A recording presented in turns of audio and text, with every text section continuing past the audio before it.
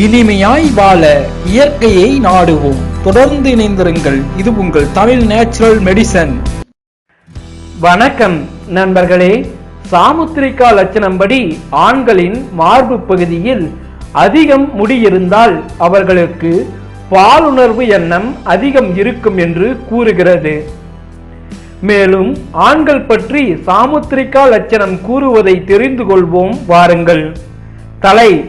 ஆண்களின் தலையானது உயர்ந்தோ அல்லது பருத்தோ இருந்தால் அதிக செல்வம் இருக்குமாம். தலையின் நரம்புகள் புடைத்திருப்பின் அது தரித்திரமாம். தலையின் பின்பகுதி புடைத்திருப்பின் அவர்கள் அறிவாளியாக இருப்பார்களாம். நெற்றி. உயர்ந்த நெற்றி அமைந்திருப்பின் நாணமும் செல்வமும் உண்டு.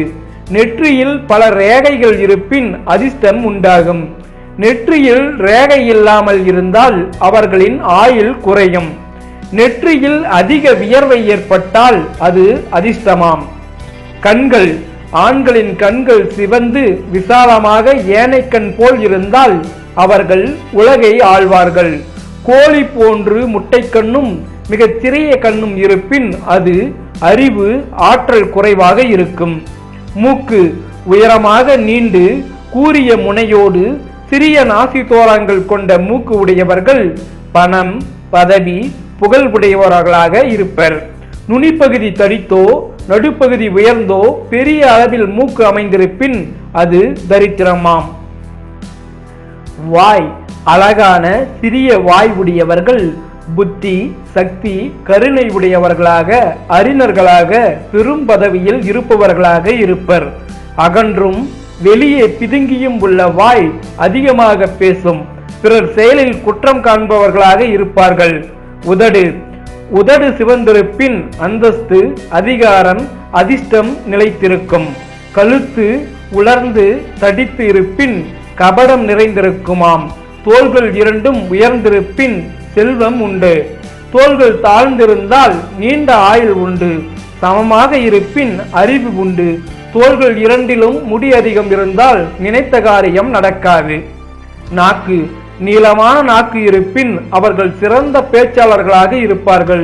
நாக்கு நுனியில் அழியாத கருப்பு புள்ளிகள் இருப்பின் அவர்கள் சொன்ன சொல் பலிக்கும்.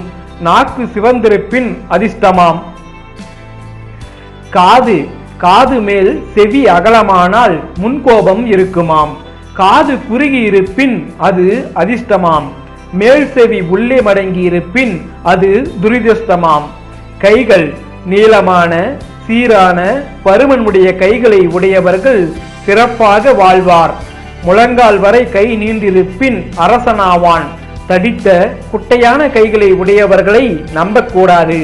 கைகள் ஒன்றுக்கொன்று வித்தியாசமாக இருப்பின் அவர்கள் பாவிகளாக இருப்பார்கள். கைகளில் நீண்ட ரோமங்கள் இருப்பின் அவர்கள் செல்வந்தன் ஆவான். மணிக்கட்டு உயரமாக இருப்பின் நீண்ட ஆயுள் உண்டு. மார்பு. ஆணின் மார்பு விசாலமாகவும் சதைப்பிடிப்போடும் எடுப்பாகவும் இருப்பின் அவர்கள் புகழ்பெற்று விளங்குவார்கள். அதுவே ஆணின் மார்பகங்களில் அதிக முடி இருப்பின் அவர்களுக்கு பாலுணர்வு அதிகமாக இருக்குமாம். கால்கள். கால்கள் நீளமாக இருந்தால் அரசாங்க விருதுகள் பெறுவார்கள். கால்கள் குட்டையாக இருப்பின் அது தரித்திரமாம். முழங்காலுக்கு மேலே உயரமாகவும் முழங்காலுக்கு கீழே குட்டையாகவும் இருந்தால் நன்மைகள் பெருகும். கால் விரல்கள் ஒன்றோடு ஒன்று நெருங்கி இருப்பின் அவர்கள் அதிக புகழுடன் வாழ்வார்கள். ஆனால் பாதங்களில் மேடு பள்ளம் இருந்தாலும் நகங்கள் கோணல் மாணலாக இருந்தாலும் விரல்கள் தனித்தனியே விலகி இருந்தாலும் அது அதிக வறுமையை வாட்டுமாம். இது போன்ற பயனுள்ள ஆன்மீக தகவல்களை பெற்று பயன்பெற தொடர்ந்து இணைந்திருங்கள். இது உங்கள் தமிழ் நேச்சுரல் மெடிசன்.